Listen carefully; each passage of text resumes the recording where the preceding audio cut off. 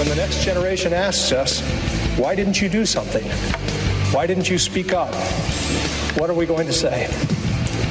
Mr. President, I rise today to say enough. Bigotry seems emboldened. Our politics seems more vulnerable to conspiracy theories and outright fabrication. If you have to win a campaign by dividing people, you're not going to be able to govern them. You won't be able to unite them later. The President of the United States is a liar. The President has great difficulty with the truth. Someone puts your dreams in front of you and holds that against you and says, if you don't do something for me, I'm not going to do this for you. And that's the thing about Harvey. Have you no sense of decency, sir? At long last, have you left no sense of decency? This is the Michael Kastner Show, shining the light of truth during troubled times. Welcome to the podCASTNER. This episode is clearly about speaking truth to power. Johnathon Schaech has done it all. That Thing You Do with Tom Hanks. I love Welcome to Whoop Whoop. One of my favorite TV series right now, Ray Donovan on Showtime, and also the very trippy Doom Generation. He's out now with Acts of Vengeance with Antonio Banderas, and we'll talk about that shortly, but it was our chat about Doom Generation that moved us in a different direction. All the media attention in the social media world with Rose McGowan, that's how I got to, I think it was her first film. It was Rose's first film. And I got to be with her, for all that time. She's such a powerhouse right now, and I'm so proud of her stepping out. Rose McGowan is now heading that charge against sexual harassment in Hollywood with revelations that brought an end to the seemingly untouchable reign of mogul Harvey Weinstein. Johnathon recalled what he said was his own experience with sexual harassment with the famed director Franco Zeffirelli, who did Romeo and Juliet. He says it happened on the set of his very first film. He was brutal to pretty much everyone on the set, but he was really brutal to me. I was a brand new actor trying to star in his movie, and he tried to break me down so that he could basically get what he wanted, which I wasn't certain what that was. And in the end of it, because I didn't give him what he wound up dubbing my voice in the film. He had told me this years after, that he felt that I was one of the loves of his life, which I don't see how that's possible, but he did, and that he never wanted to see me again, and so that's why he dubbed my voice. I didn't think I'd ever have a career after that. He used that power over top of me, took away my voice. But boy, did I fight harder after that experience. You can imagine my first movie, I go through the whole film, it took about a year of my life, and then he decides to dub my voice. I'm trying to figure out how that came to play, because you're heterosexual. You did not have a relationship with him other than professional, correct? Yeah, so the dynamics he told me that were, that, I hate to say this because I don't believe this, but he said that being gay was a choice. He said that. Being gay was a choice. And so that I didn't know this at the time, but he wasn't out. So he was playing, in his mind, he had this whole relationship world that, it was he was my director. He was so full of the arts. He had done amazing projects, and I was just like a sponge to all that. And so I looked up to him. I really admired him a great deal. But when he would drink too much and, we were in the set, he brutalized me. He was tough. As a gay man, if anybody hasn't caught on, I know there have been people in my life who say it's a choice. If it's a choice, you're not going to choose something that puts you as an outcast for the rest of your life. Just not something you aim for. Yeah, I know. I swear he said that to me. Wow. And I also have to point out that you have been in your life, from things I've seen, you've been very pro-LGBT and very accepting. It's just when you're in a situation like that where somebody is inventing some sort of relationship in their mind, especially when they have power over you, that's just not okay. It's not okay. The power part is, when someone puts your dreams in front of you and holds that against you and says, if you don't do something for me, I'm not going to do this for you.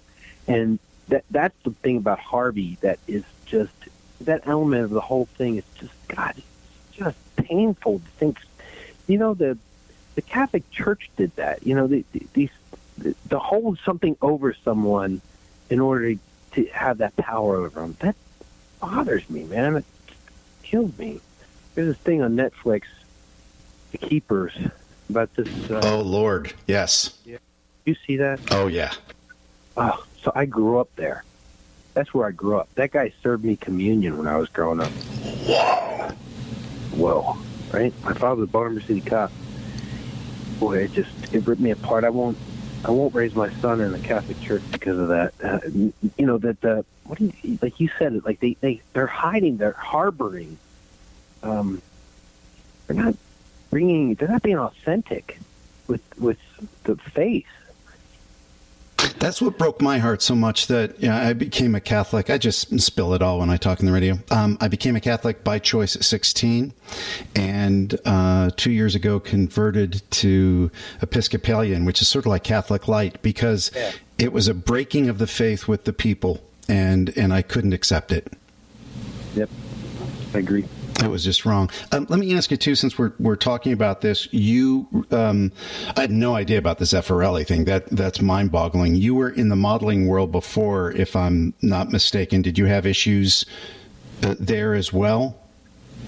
I didn't, because no one ever could put, power over me, because I didn't want anything from them. They either hired me or they didn't. And I did it for such a short period of time. I was studying with Roy London, and that's the thing. I had Roy on the phone. I did not know Roy was in the hospital. He's passing away. I didn't know that. He didn't tell me he was sick.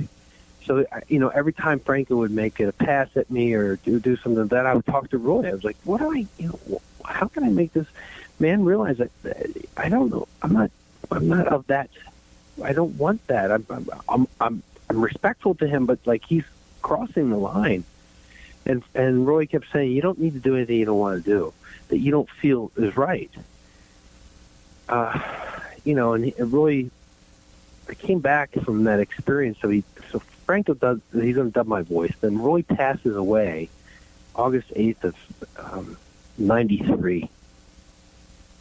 He died of AIDS. And so I was lost, man. I was really, really lost. And there was my voice. I would talk to my uncle. I was raised. I had what they call the funkles.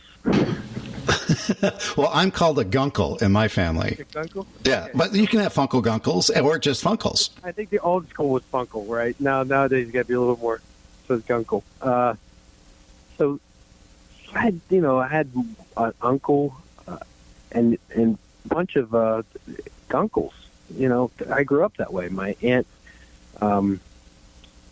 I had two gay aunts, so I was around that world. It was like our table at Thanksgiving was incredible people, in Baltimore, Maryland, People would come, they were coming down, my aunt would come down from New York, my uncle would come from Georgetown, Washington, D.C., the most vibrant, wonderful, we're listening to Barbara Streisand and Barry Manilow, and, so my whole soul was just, I had no problem with anything. Now I want to get to his new movie that we were talking about, Act of Vengeance, with Antonio Banderas. Man, it is action-packed. I had found my form of penance.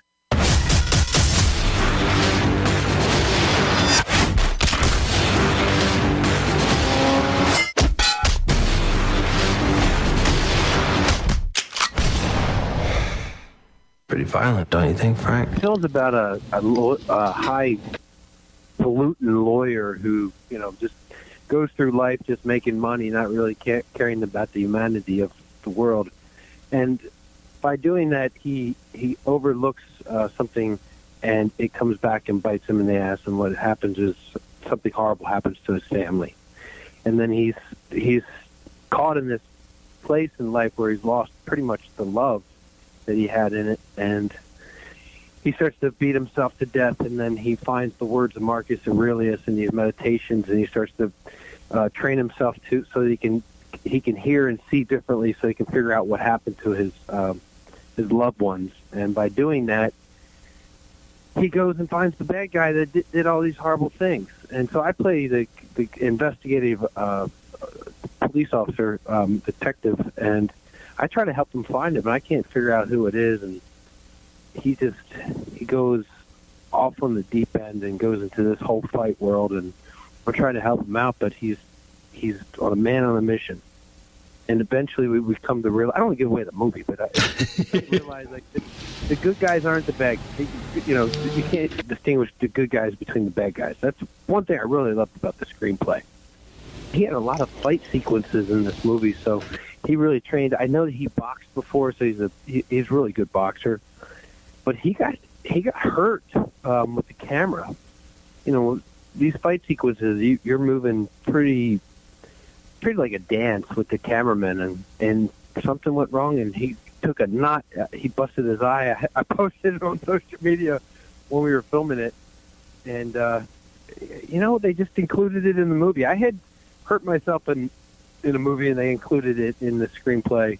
And so they did the same thing with this. Since it was a fight movie, it was pretty easy. But he hurt himself pretty good. It's a fun movie. You know exactly where you're going to get. It's good. It's got some really great motivating things. There's a book called The Obstacle is the Way, which is all about the meditations of Marcus Aurelius. It's like one of the best self-help books for individuals in sports. It's used by the coach of the Patriots, Belichick, the coach of Alabama. They used it, Marcus Aurelius quotes, to get their players to play at the best. It's about using the obstacle as the way. So whatever the problem is in your life, if you use that as the way to get over those obstacles, you will see it propel you forward in life. And so that's the deep-rooted part of what the Acts of Vengeance is. And it was called Stoic before it was called Acts of Vengeance, and you can see why they changed the title so that they could draw a certain audience and get people to know exactly what kind of movie it's going to be. I love finishing an interview that has helped people across the board and ends with a book recommendation, because I love those. Johnathon Schaech, talked to you a million times. It's great catching up with you, and thank you so much for being with us. Michael, thank you. That's it for this podCASTNER and speaking truth to power. It's something that we have to do in all elements of our lives because, well, we deserve it. We deserve the best as people, and our country deserves it as a democracy. God only knows what our country is going to be like when we join each other again. But until next time.